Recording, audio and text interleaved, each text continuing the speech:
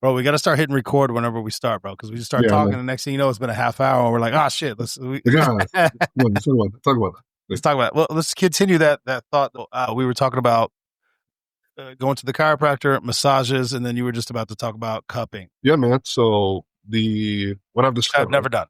what I've discovered, I would say at this stage of my life, one of my big things for the year has been to invest more and focus more on just like my overall like health, not just like hitting fucking numbers in the gym, but it's like how I feel overall. So I've been, a lot of my time, energy, and money this year has been spent on investing in like my body and how it feels and how it's moving, how it's working. Outside of like the surgery shit that obviously needed to get or whatever, right? So one of the things that I've been focusing on and doing. I've been getting massages for some years now, probably like a good 5 years. But that's more like relaxation, type whatever. But what I mean is like focusing on shit for like function on my body. So I'm like gotten into like cupping, chiropractor. I don't know we talked about it on here before. Peptides is one. So those are like the big three things that I'm focusing on as of late. And phenomenal change. Like I said, I went to the chiropractor today and I forget what the little fucking thing they wrap around your head and like your neck around your jaw. Oh, they did that? Yeah, it looks kind of crazy. But like, bro, I know it looks crazy, and I'm sure like you see like the cracking videos and shit on the internet. Yeah. I was like, but that shit feels amazing to like just kind of decompress your spine, decompress some of your joints in your body. Because my back, so I'm having not necessarily issues. Like one thing I've noticed since my surgery and like some of the healing process is since this is my third surgery, obviously the the connectivity of the ligaments and the muscles and shit on my right side from that surgery is different than the left, right? So you have a little bit of an imbalance there. So like I've noticed in the healing of my knee, my right hamstring is very, very tight and very, very loose. Not actually loose, but like very, very tight. So I start to cramp a lot easier than I would have normally. And it's a lot different than like my left side, especially doing like curls or like Is it's it not weak. weaker? Not weak. No, not weak. It's just the length of it is different than my left side. My left side is like perfectly healthy, knock on wood and unscathed. But the right side I've had the shoulder, the fucking, fucking this fucking wrist, like everything that's happened to my body is literally happened on the right side. So it's like No. it's adjusted, but I feel the difference in there. Like, it's actually something I actually didn't know. I learned today. I was telling the chiropractor about it, and they put you on this table that kind of like pulls you apart, kind of like it's designed to like decompress your spine, like kind of like loosen up some of that stuff and kind of like move you around, loosen it up. And I was like, yeah, man, I noticed because I went to him right after, probably like a good month or so after my surgery. Now he was saying like, yeah, it's typically what I see a lot of. And I was like, I didn't know this, is that your hamstring is not actually connected to like the back of your knee, is connected a little bit lower than that. He's like, so when you have like inflammation and shit, like, and it's changing. He's like, that's why you're feeling a difference in the pull and the tightness. He's like, so your hamstring might not necessarily be tight. It's like it's a little bit longer because you got a little bit more scar tissue, so it's adjusting to the thing. I was like, oh, that makes fucking sense. Well, I'm doing like fucking seated curls. I'm like, why is my right leg fucking? It's like I'm about to. We all know that feeling when that cramp's about to come. Yeah. It's like I was like, yeah, it's only on the right side though. It's crazy. Cupping is one. What does cupping do? So cupping kind of like pull it, so it's suction, right? So I've done the one where it's like the machine kind of just put the cups in there and the machine does the suction. And I've had the fire cupping as well, where like they literally the old school way, with like the glass and shit on there, and they fucking. I can't even tell you what they do on the back because obviously you're laying down. Yeah. But like I hear the fucking on the line, they come it down, but essentially what it does is it draws the blood to that area. Right, so I'm going there and be like, hey, my lower back and my right shoulder, I need my shoulder blade, give me some issues today. Right, and like, it's same chick I always go to. She's all right, cool. They start you off with like a light massage, kind of just like get your skin warmed up, apply whatever shit they're putting on it so it'll fucking burn you. But then like they do this so the suction color, then when they line it up, it creates the suction on its own, and they move the cups around, kind of like draw the blood to that portion of your body. So whatever, so obviously the blood, you need blood, to get there to help, regenerate and heal whatever's ailing you. So that's a big one. The chiropractor is a big one. Bro, I'm telling you. And I've been telling you this for like a month now. But the peptide thing is great. It is awesome. I'm working on getting on it. I've been busy, bro, but I'm going to get it. I need it. My knee feels fucking like night and day. I was actually brought back to doing fucking some agility stuff. I did some box jumps for the first time in like almost a year last week. Definitely. Highly suggested. But now I see why guys like who are known for like their longevity, like LeBron, who Yeah, they're just all up who's on been that shit. playing a long time. I'm not the most flexible guy anymore, but the next thing is I don't know if you know who Joe Johnson is, the professional basketball player Joe Johnson. He played for the Nets for a long time and the Hawks for a really long time. But he's now like I don't say a resurgence. He's been a professional athlete for the last fucking 20, 25 years, right? Top notch NBA guy, right? But he's now into like yoga. He's been into like yoga and hot yoga to like extend the longevity of his body. And I'm like, Yeah, I follow him. And I was like, ooh. I was like, ooh, I know it seems fucking, I don't want to say girly or whatever, but it's not the first thing you think of when you think about like athletics and, shit like that. But I'm like, you know what? And the few times that I've actually done it and tried it, it is very fucking challenging. So yeah. yeah, yoga's not pussy shit by any stretch of the imagination at all. Not sponsored, no affiliation, but there's a YouTube, Breathe and Flow, Mm-hmm. and I don't remember which one. It's a male and a female. I don't know if they're married or not. Whatever. But anyway, the male dude, because females have different levels of flexibility than men. So a lot of dudes that try to get into yoga and it's a female, they're like, I can't do that shit. My body don't bend like that. One, he talks about it, but then two, he shows you things, and it's kind of, I mean, there's I don't know, hundreds of videos, but it's like strengthening. I mean, there's all kinds, but it's like you can mimic what he's doing because he's a dude. My groin doesn't go that way, bruh. Yeah, But yeah, I got yeah, balls. I can't be My bad. squeezing my legs together. No, but he does some shit that I'm like, bro, how the fuck? But no, I've been on that shit for a few years, and I highly recommend. But I want to back up. So with my knee, it's embarrassing because I'm crushing the PT. I'm doing all the stuff I'm supposed to be doing. But then we get to like one-legged bridges or something stupid. I have been able to do this for 40 years. Yeah. I caught a cramp so bad, I almost fell off the goddamn table. And I was like, oh, my hamstring has gotten so fucking weak. I don't know it's embarrassing to me. And the lady laughed, but whatever. But I need to get back to going to the chiropractor. With that being said, I've never had the whatever where they pull your fucking head. You see people's reaction. Is it like that? Like, is it a blood rush to your head, or like, what is it like? Why do they react that way? Not a blood rush. It's relief, and it's also like, I don't want to say shock, but it's like you're responding to one, I guess the violent nature of the pull, you know what I mean? So like it's almost like you're not, what you're responding to is being caught off guard. Sometimes you know what's gonna happen, you just don't know when, right? Yeah. It's like when they hold you over, like you've been like a roller coaster, and they kind of like stop at the thing. So you all right, cool, and then you're like, oh shit. So it's that feeling, and then you just oh shit, that just happened, and then the oh okay. Yeah. I'm not paralyzed. Great. Yeah, I felt that. Like the surprise. I think surprise is the third one, right? So you get the oh shit, then the oh thank God. Okay, I'm not paralyzed. I'm still I can still smell cinnamon. Exactly. So I said today got me pretty good in a few spots, and I was like, oh, I actually feel like half an inch taller. Crazy. Yeah, let me ask you this, because when I was going to the chiropractor regularly, for 2 to 3 days afterwards, my neck would be like sore from the adjustment. You were talking about how he adjusted your leg, holding it at some weird angle. They would do that to me, and it always felt amazing, and I never had any issues. But the neck, they would always, I don't know, half of it, I don't know if it's true or not. Like, you hold a lot of stress in your neck and your upper back. And they would adjust it. Again, they never did the thing that you're talking about. I've seen it on the videos. I get what you're saying, but I've never had it done to me. But they would adjust it, and I always felt amazing that first day. And then the next day, I'm like, shit, it's sore. And then like the second day, I'm like, I get a headache. I'm like, oh my God. But then third, fourth day, I'm like, oh, I'm so happy I did it. So I was doing it like once a month or maybe twice a month. I can't remember what I was doing, but I'm a big fan. I need to get back into it. But yeah, that feeling is similar to like a deep tissue massage. Like you might feel a little bit worse before you feel better. Yeah. I mean, there's, I guess you call it a little bit of trauma to your body. Yeah. Whatever. The lady I go to, she's really good about mixing a little bit of like relaxation with some work.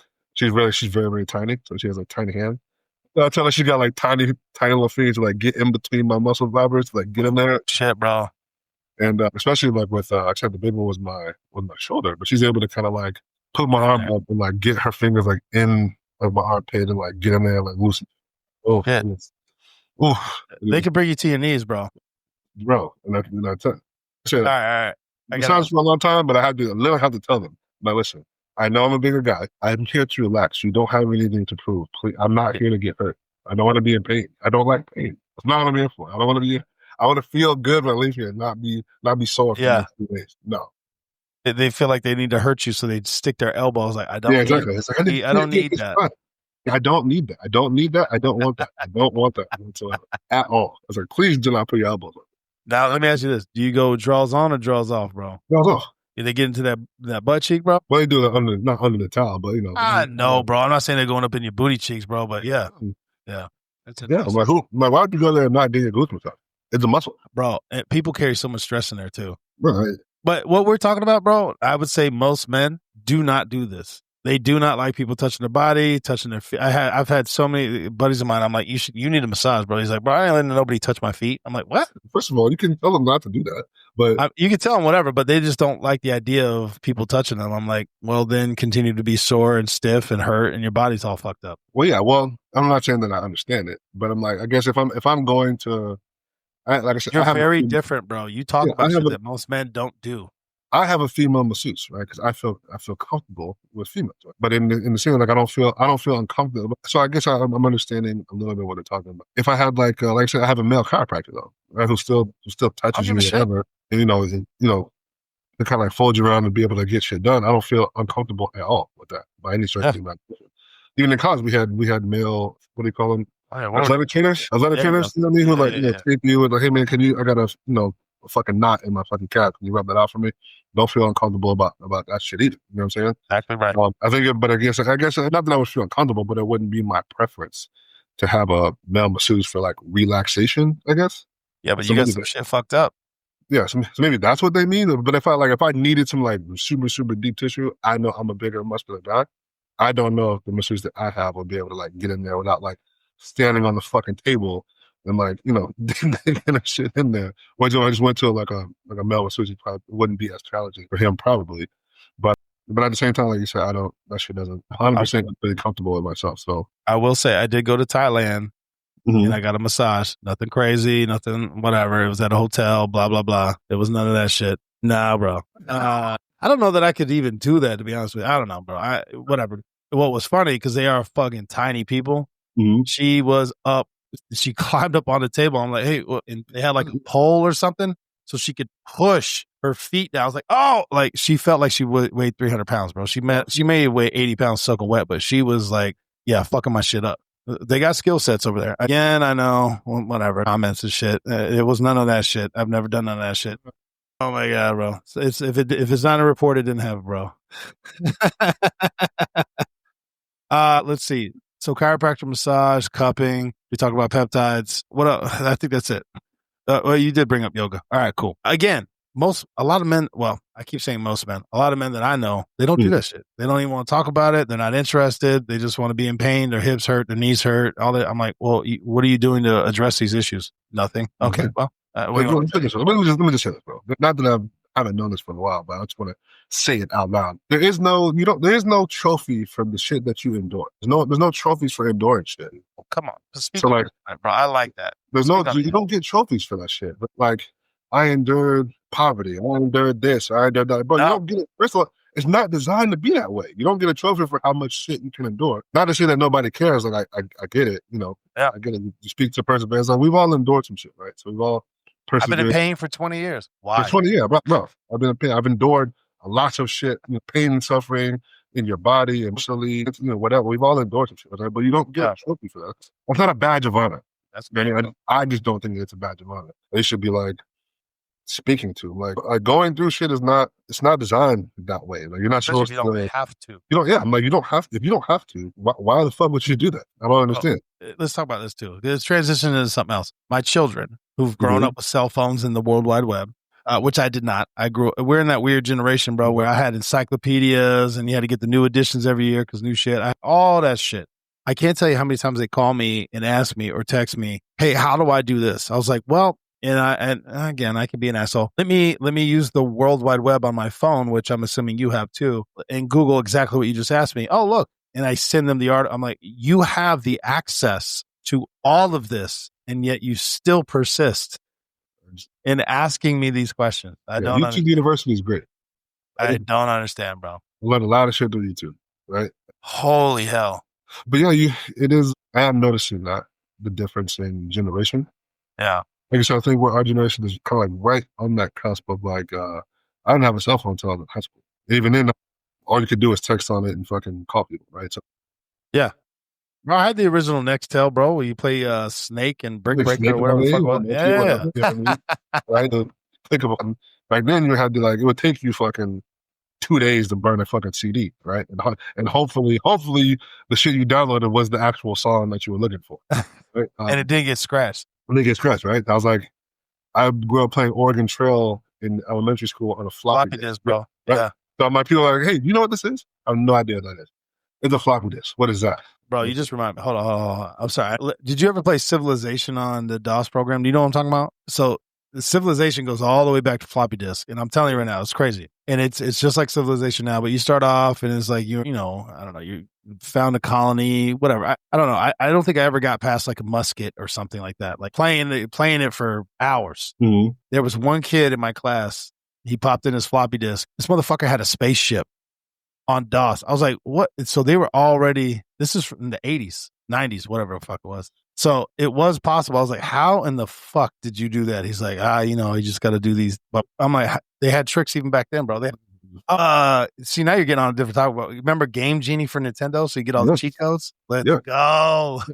Genie. You were like, oh man, I'm like, well, I grew up on. That's a shit. Like my first gaming console was a Sega Genesis. No, I take that back. Was a Nintendo. And then I had a Sega Genesis. Fucking Duck Hunt, Sonic the Hedgehog, all this kind of shit. But all the original games. But now, like, I do see the obviously I see it a lot more at work, right? Where it's like where you actually kind of had like know some shit versus the people who kind of like are so dependent upon technology that it almost scares me a little bit, right? Yeah. For example, they're like, but I seen a lot of the shit I actually didn't know that I didn't know the shit until I became a cop, right? So like one, how to read street signs. Yeah. How to read street signs, how to tell where you are based off of what direction you're going based off the numbers on the street signs, what side of evens on this side, odds on that side, and where's the zero line in the city.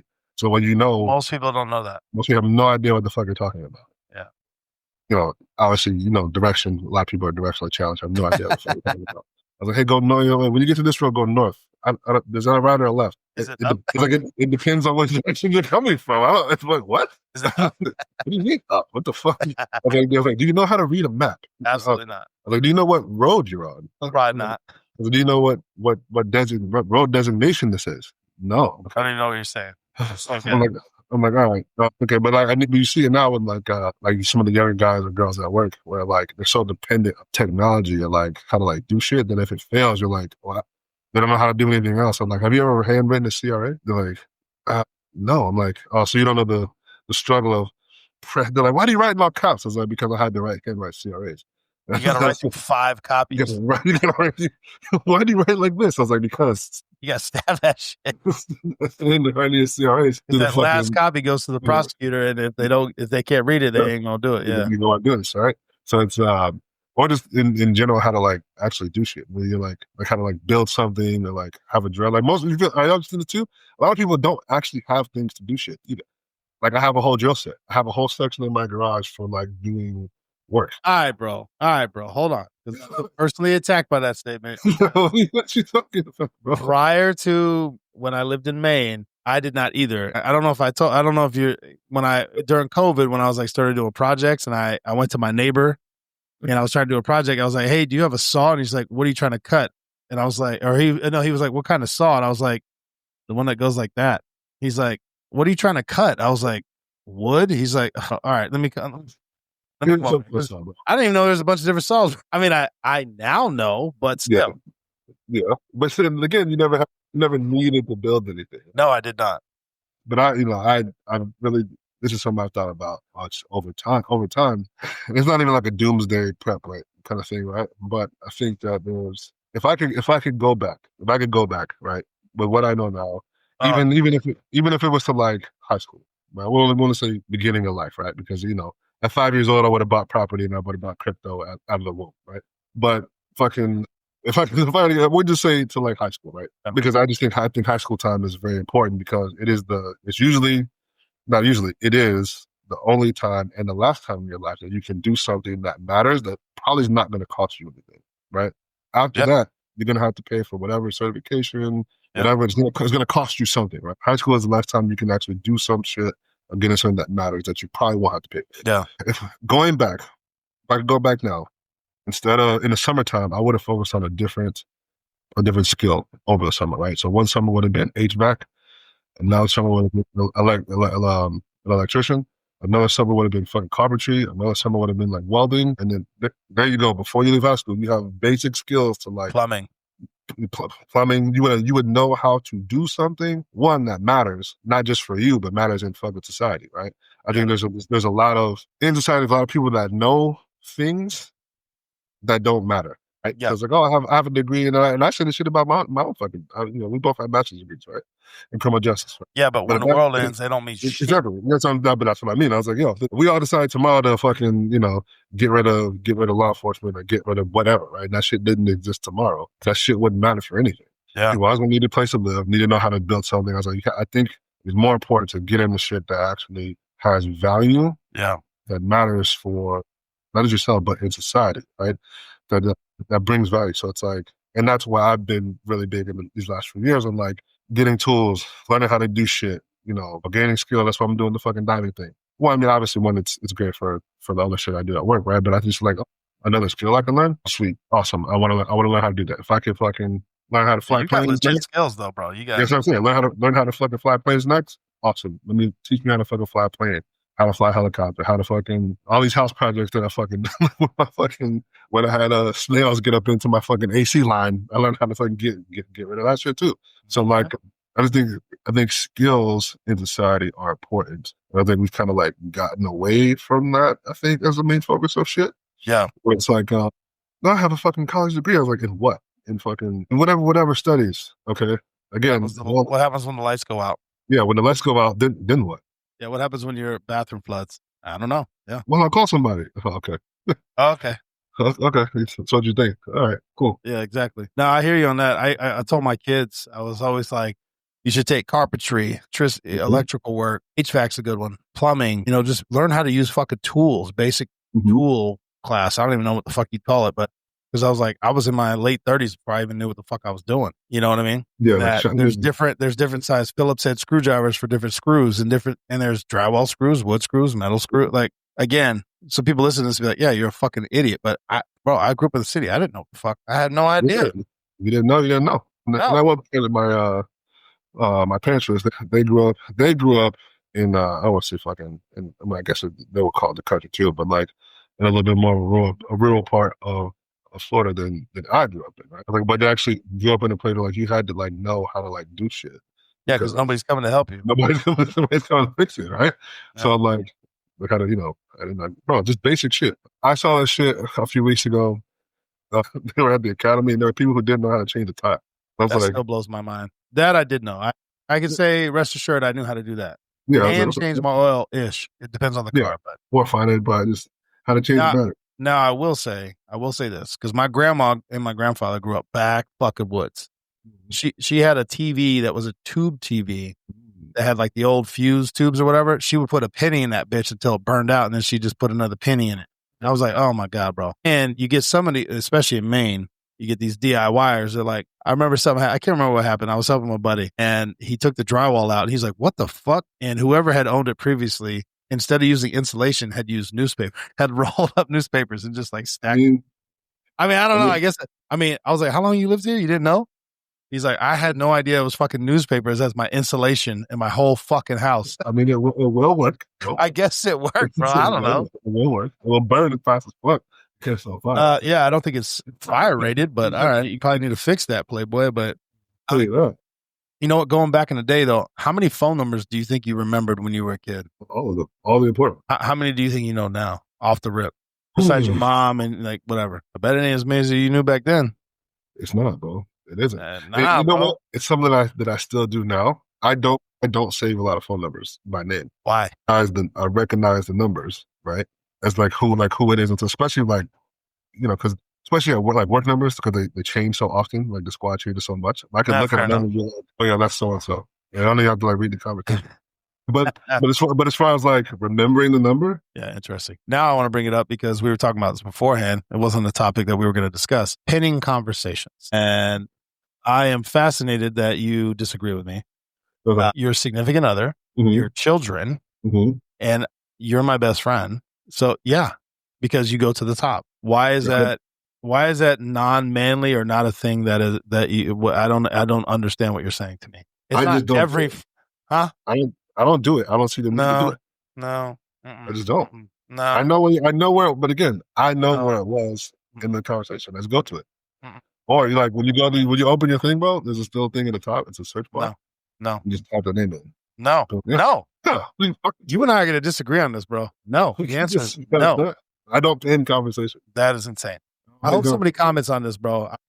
Maybe I'm wrong, bro. Maybe I'm wrong. Just like the inner city thing, maybe I'm wrong. I still stand by it. I speak very specifically. If inner city does not mean high crime, poverty, whatever, because if I wanted to say high crime, poverty, I would say that. That's not what I'm saying. You lived within the city limits, inner city. I don't understand all this other stuff. Just like pinning conversations. If they're important to you, they're at the top, bro. We're at the top of my brain. You don't even do that for your mom. No. Bro, that's wild, bro. I don't pin conversations. I know where the conversations are in the thread. I know where it's at. I can read. Bro. I can read. Oh, yeah, it's up on my back. I don't know, bro. I'm going to kick that to the audience, bro. I hope somebody comments on that shit. If I'm wrong, fine. I'll be wrong. I can But also wrong. At the same time, I don't have passionately wrong. I don't have 30,000 conversations. So shut the hell up. Yes, you do, bro. Because when we're offline, I would say that's like a female thing to do. But I also don't have 35 conversations going on at the same time. I strongly disagree. I know how many people you know just in the city, let alone in your travels. There's no fucking way. Yeah, you know what I do when I have something to say? I pick up the phone and I call. We're going to move on because we're just going to disagree about this. I call, I FaceTime, I talk to them. But yeah. I will say this. I'm a very bad texter when it comes to when I am wearing my watch. Yeah. I notice that I do this, especially while I'm working, right? Because I don't put my phone in my pocket. It usually just stays in the car, right? Because I got to watch. Yeah. In the middle of something, get a text, read it, will have responded in my brain. Formulated it, right? I thought about what I said. Okay, I read that. Cool. Yeah, I'm gonna respond to that in a minute. Cool. Boom, boom, boom, boom. You know, you kind of get shot that go around, right? Yeah. So like when you get like the question mark or like the double text. When I was like, on the phone call, I'm like, I text you back. No, you did it. I'm like, bro, you said this, and this, and I go back and I said, okay, that's my fault. What I was gonna say was, it's like they're like, oh, you did the thing again. I'm like, yeah, okay, my fault. Yeah, I know you and I love you, so I don't take it personally. But yes, you are terrible. But what I will terrible at texting.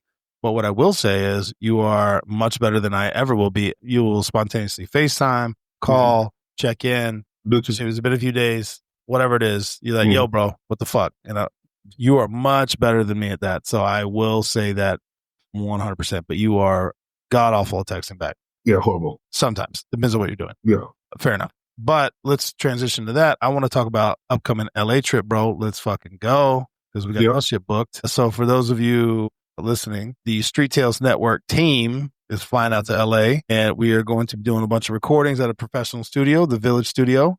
I get confused because it's just called the Village, but then if you look it up, it's like the Village Recording Studio. It's all these names, but it's in Beverly Hills. Well, hold on, I shouldn't say that. It's close to Beverly Hills, but it is fucking gorgeous. It is historic. Professional studio. For those of you who want to look, the Village, either look up the Village Recording Studio, whatever. The Village in Los Angeles, you'll see it.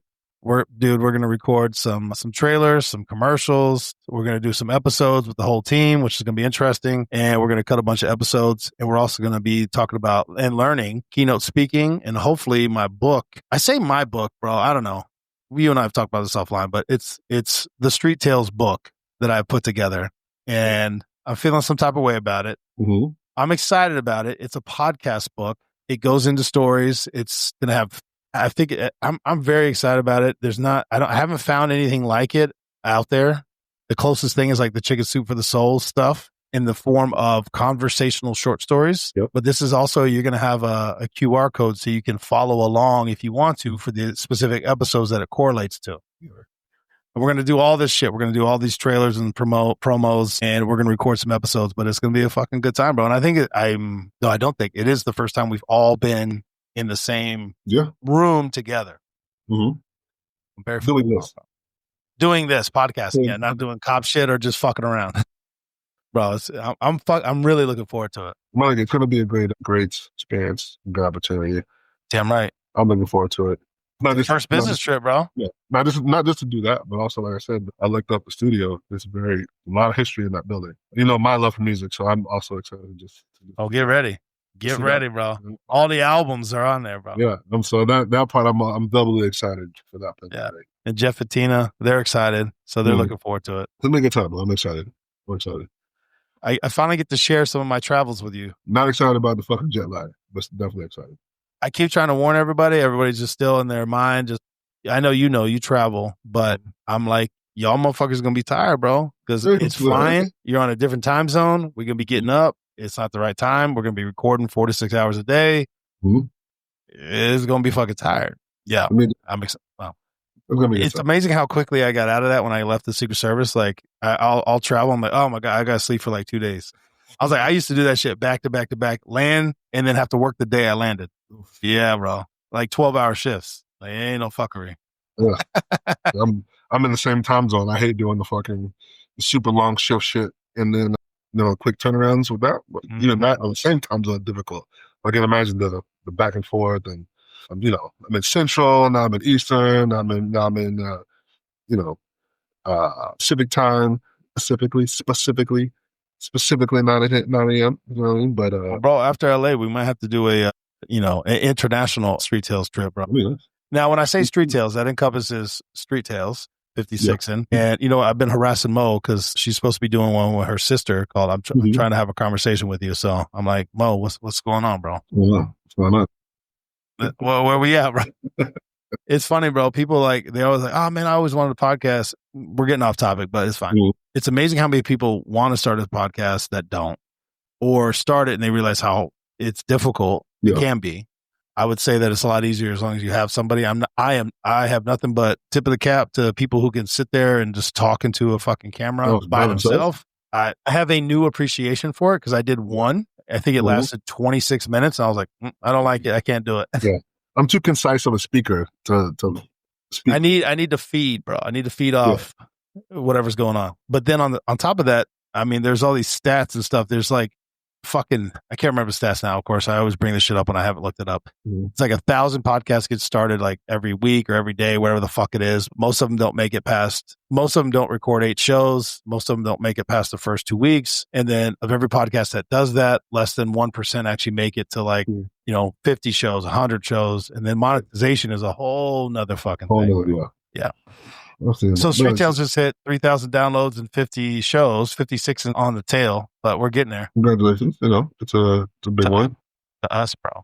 You reminded me of one that I've been, I guess it's a show, but I guess it could be a fucking podcast. It is, I guess I think it's on Showtime, but it's essentially people in therapy and but it's the same therapist, right? But it's different couples and they're talking about their fucking relationship things. I think that'd be a super, super dope. As a podcast, as the idea just for the show. I don't know how many people would be willing to air out their fucking dirty laundry or the marital issues on a podcast or on TV in that format. Perfect. So I think it's a dope shit. It's very interesting to watch the dynamics of people, and outside looking in is always one thing, and it's it's easy to do that when your emotions are removed from said situation, right? I think that is one of the biggest things that interests me as it relates, and the dynamics between people. I'll tell you about. I think I've been doing it in my house too, as part of my own therapy, whatever. It's called substance nights, right? So I'll get a few people over, and obviously I have a full bar here, have food or whatever, and kind of go through these prompts. So have these different card games have prompts or whatever. It's kind of get to know people better, beyond the fucking the surface level bullshit, tell me about your favorite color, or tell me about your dog. I don't give a fuck about that shit, right? It'll be shit it'll be what's one apology that you never got that you always want, right? Shit like that, right? So it's and again, it's I do a whole fucking spiel when people come over. It's a safe space. It's nothing that I would ever fucking record unless people wanted to do it, but I think it'd be another interesting thing, maybe something that in the future to add to the network. But it's why don't you bring that shit to LA, bro? We'll do it with the team. We'll pick like 5 or whatever. Yeah, I think I think the answers will surprise you. Yeah, in it's most obviously it's for the streamers and house, right? But it's people that you kind of like know in some form or fashion. I know your other best friend, Blueberry. I got it, bro. not even that. But it's like people that feel like so. I don't know. He won't mind, but McCarthy and his wife came a couple weeks ago. He needs to be on the show too. God damn it! He said he would in August. Yeah, he will. He just got back from I think they're in Minneapolis, some sort of conference. The crisis negotiator. I saw that, but bro, no excuses, bro. I traveled all the time. I don't give a shit. One of those. Him and dog. So him and his wife came and he was like, "Bro, this is actually really nice. This is a lot different than I thought it was gonna be." Well, hold on. Was it just him and his wife and you talking about this shit, or was that? No, I usually invite like 4 to 5 people. So usually like 5 to 6 people ish, maybe. I'm about to say, bro, that's okay. All right. To make it, obviously you don't want to have too many, right? Moss is, I mean, not too big. You don't want to make it overly crowded, but you also want to give people the ability to kind of like, to speak without having to like go around the room, finding, Yeah. You know what I mean? Like I think 5 or 6 is a good number where it still feels like you're not, the only one, like the pressure not on you, but also like there's not too many people either. Yeah. You know what I mean? I always give a disclaimer. You can answer any question as deep as you want to, or as in depth as you want to, or not at all. That's also fucking fine. So it's like, hey, tell me how many people you've ever fucking, you fucking killed. If you don't answer that, you don't have to answer that. You know what I'm saying? Like, and also I'm like, you probably shouldn't answer that. Or what counts as what counts towards your body count? That was always a fun one. Exactly. Oh shit, bro! We were doing that when I was in the service. We would do that in the security room. It was amazing. The answers were surprising. Yeah, you're like, oh, interesting. So that's what you think. Oh, okay. All right. Yeah. Anyway, no judgment, but yeah, no judgment. Fair enough, bro. Do you want to get into we went off topic, bro, and we've been going, but we were going to talk about, I want to talk about fighters and the money, Leo training online, which I'm not a fan of. And then we were going to talk about college recruiting shit. Yeah, that's it. You want to get into it? Fighters and money. Mm-hmm. So this is just stuff that's been popping up. Again, I just go off whatever in my feed. I have no idea if it's a hot topic or not, but things that make me pause and go, I don't know if I agree with that or not, but people get real pissed. Fighters have been more vocal about their shit. It's not just UFC, although they shit on the UFC. And I guess the question I'll pose is this. You are a no-name fighter. Mm-hmm. You get to fight on the biggest stage in the fucking world. Get your name there. But nobody knows you. They don't know if you're going to win. And you're still going to... And I listen, I get all your training, your experience, your time. I understand all the things. But nobody knows who the fuck you are. Mm-hmm. And you're going to make 50 to 100 grand or whatever. Again, your first fight. Now, not everybody's going to be a Conor McGregor or a Khabib or whatever I'm trying to say. Actually, this is going to tie into another question. Mm-hmm. But the pissiness I'm hearing, it's like, well, they've spent hundreds of millions of dollars, maybe billions at this point, building the brand. Now you get to showcase your talent. What's the problem? So I guess my question, what's the issue? They feel like they should get more money. They want more of the purse or more of the pay-per-view or more of whatever the fuck it is. And these aren't championship fights. I'm not talking about I'm just talking about. No, absolutely not. Even from a business standpoint, right? Because the only reason we're even talking about money is because this network is already established.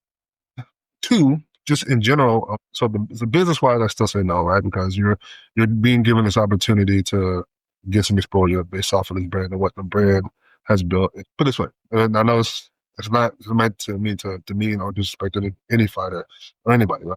But the brand, they beat the shit out of me. I got it. But not even that, right? I said, but the brand is what it is, and it is not because of you at this point. Yeah, it was built on the backs of others. Exactly. So it has nothing to do with you at this current moment, right? Yeah.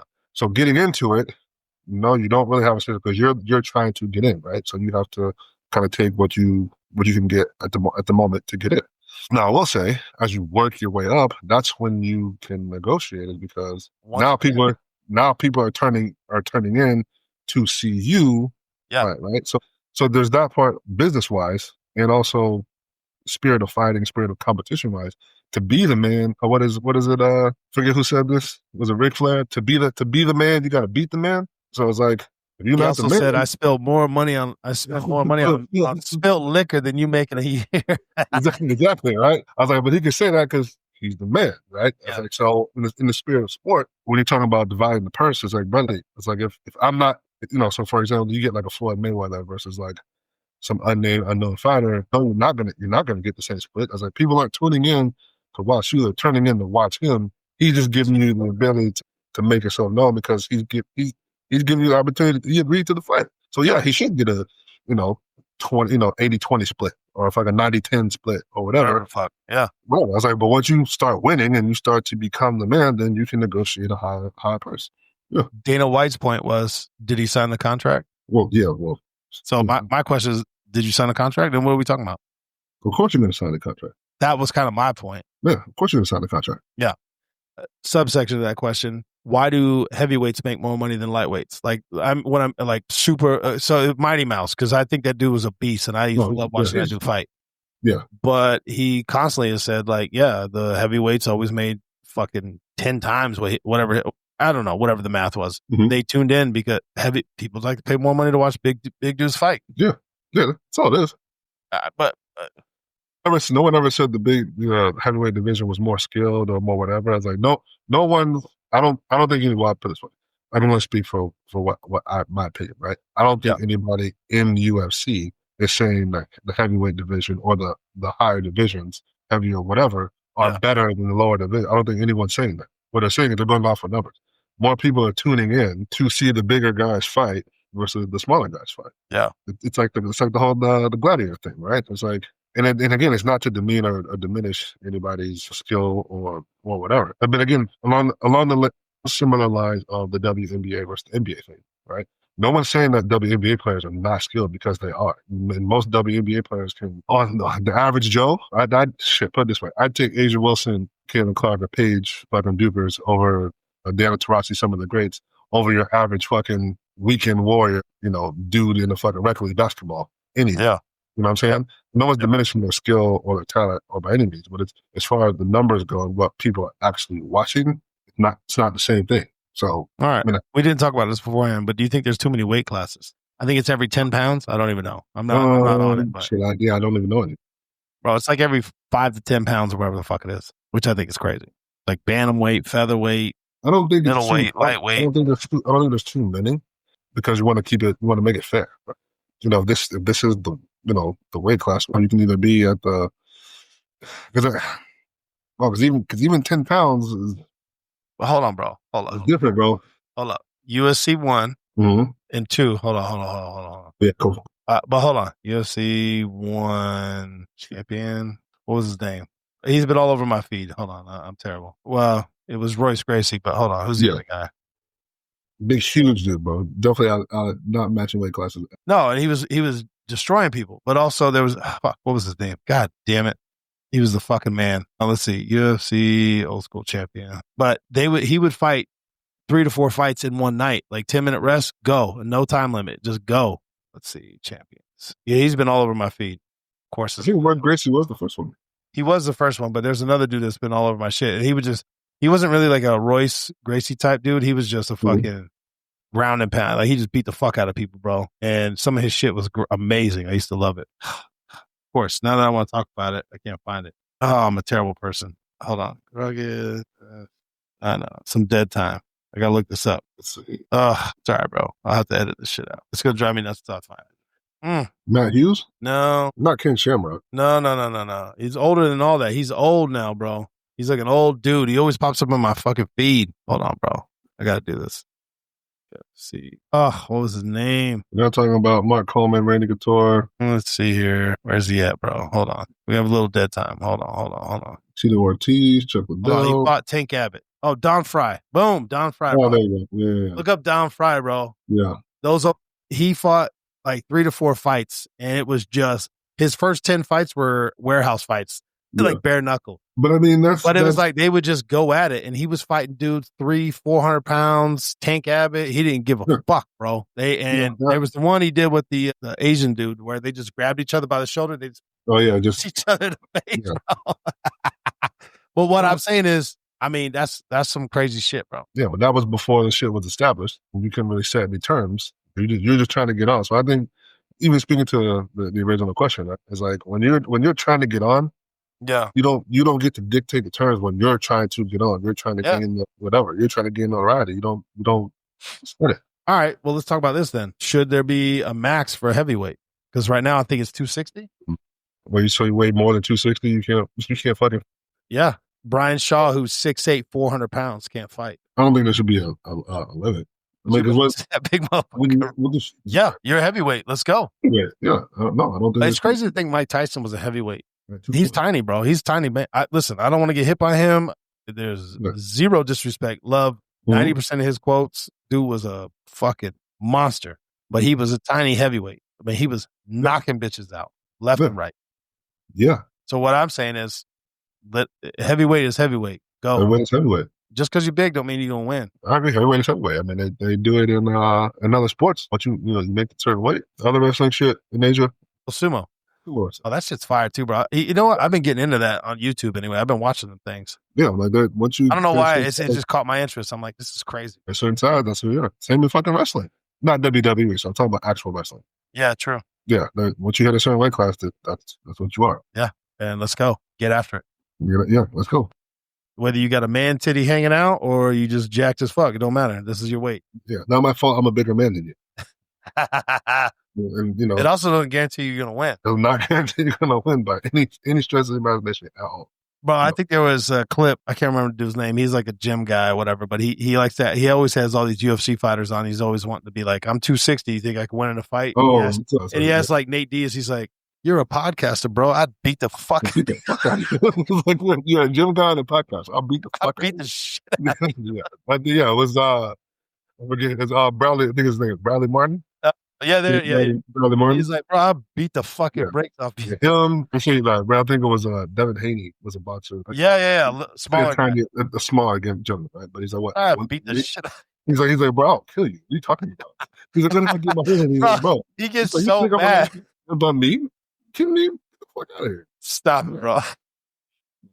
It's like you've never been hit in the head, but hit in the face, bro. Yeah. By someone who knows what they're doing. So yeah, somebody who knows how to punch. It's like, come on, he's like, I'll put you to sleep. which I don't doubt. I don't doubt. No. Now I will say, I'm going to ask this aside my question. So do you think has the advantage in like a street fight? Stylistically, what style combat do you think has the advantage in a street fight? Bro, all street fights go to the ground, bro. Mm-hmm. Well, so let me back up. So would you say like a traditional wrestler, like a jiu-jitsu guy, a kung fu guy, boxer, kickboxer? Like what do you think? Ooh, that's good. And they're all like same like high level. Yeah, all high level guys. All black belts and whatever. Let's just call them black belts. All relatively same level skill. Bro. So I'm gonna say jiu-jitsu and kickboxing, but I'm having a hard time deciphering between the two. Muay Thai is going to be in that bitch too. I don't know. So all the ones you listed, I'm going to toss it up between, bro.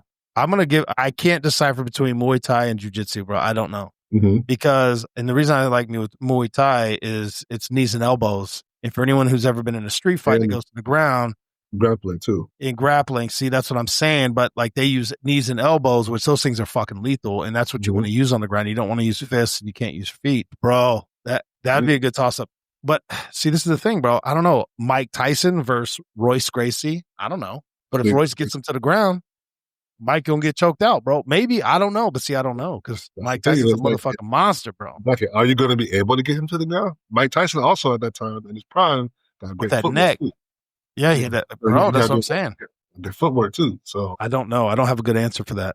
Yeah, but I like wrestlers too. But I don't know. Wrestlers, nobody ever finishes anybody with wrestling moves that I've ever seen in professional fighting. It's the jiu-jitsu stuff or the knees and elbows, because when they get them on the ground, they're hit. You know what I mean? Like it's not pure wrestling. So you'd have to learn. Then this is where I don't know, because I've also seen motherfuckers get knocked out by kickboxers. And listen, let me just say this to everyone.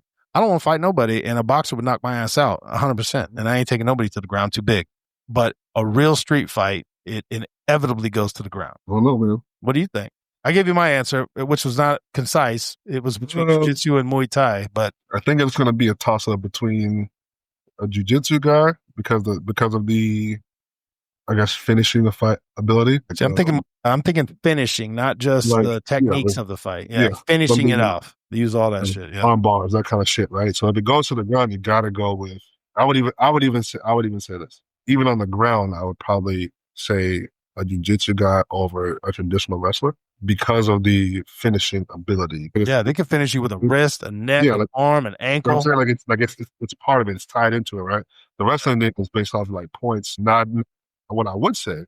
I think overall, wrestlers are probably more explosive, dynamic athletes. I agree with that 100%. You know what I mean? When it comes to just like if we're all taking that same level, I think it'd be a toss up between a boxer and a jiu-jitsu guy. Really? But why boxer over kickboxing or Muay Thai? Striking ability. Like the Muay Thai thing, you still, when it comes to like the kicking part of it, you still got to get somewhat close to do the kick. Like the kicking thing, you can create some distance, but I do jiu-jitsu guy grabs you. You know what I mean? With I say like a boxer with great feet and the ability that knows how to manage distance and timing and technique. Once that guy's coming in to come in and grab you or do whatever, it's going to be, put this way, it's going to be difficult, I think, for the wrestler or the jiu-jitsu guy to get inside the distance and punching ability of a boxer with good footwork. Yeah. But obviously, if you can get past that, then you obviously have an advantage. So I think obviously each one of them have a different advantage, right? So if they're standing up, the boxer guy obviously clearly has the advantage. But they're both standing, striking. Do you think the boxer's got an advantage over kickboxer and Muay Thai? I think they both got the strengths and weaknesses, right? So you got. I don't know, bro. That kick to the fucking quad or the calf or the. So I'm saying I think the kickboxer with the strikes to the legs, whatever. I was like, but again, I don't think kickboxers are better strikers hand-wise than a boxer would be. Yeah, fair enough. I mean, that's what John Jones. Everybody bitches about John Jones because he kicks him in the knee, he kicks him in the quad. They're like, man, this motherfucker. He also pokes motherfuckers in the eyes, which I don't know how I feel about that, but. Well, I mean, in competition fighting, he could be poking bitches in the eyes, bro. About you fight for your motherfucking life. That's a completely different thing. Oh, well, that's the other thing. You fighting for your life. Listen, I'm doing a fish hook. I'm digging your eyes out. I'm biting you. I don't give a shit. Yeah, I'll take a chunk out. That's a completely different thing. I think stylistically it would be interesting. I'd say this. I think the kickboxer, because their shit is tied into kicking leg-wise, I think it'll win. But again, how long are you going to be able to do that? Yeah. Well, that's why I don't think there should be time limits in fights, bro. Just let them go. How many times have you seen a fight where they're just about to, and they ding, ding, they time it out? Just let them go, man. Fuck that. But that's also the sport of it too. You want to create some sort of, not advantage, disadvantage, right? But some sort of strategy. Yeah. Boxing is one of the most beautiful things to watch sports-wise. When it comes to like combat, because they call it the sweet science. So guys that have good defense like before, like Canelo, who can get that distance and move and hit a guy without getting hit. I'm like, well, that's fucking, it's art form, right? When they're bobbing right under, and they come up and without looking, and they're just what they're gonna do based on their body, the way they stand it. They're like, oh, this is where he's going. Yeah. But you can see the technique and the chess moves in it, that kind of shit. So I think I think that's great. And that's what, and that part of it right there, I think, is what will ultimately give a boxer maybe a slight advantage over like a kickboxer wise. You know what I mean? Because they have too many things. I think the kickboxer has a lot of things to manage when it comes to distance, right? So it's like, how long my legs are, my balance. I'm like, bro, you missed that kick. You missed, you're about to get rocked, baby. You missed that kick, he on your ass. I'm on your ass, Mr. Postman. So, but I think ultimately it's a toss up between slightly a boxer and a jiu-jitsu guy. Slightly over the kickboxer. Just mid door. Bro, I think we'll end it on that. We'll save the other ones for the next one, bro. Yeah. Because that was good. We went off the rails a little bit, but I like it. Yeah, I'm fucking. All right, brother.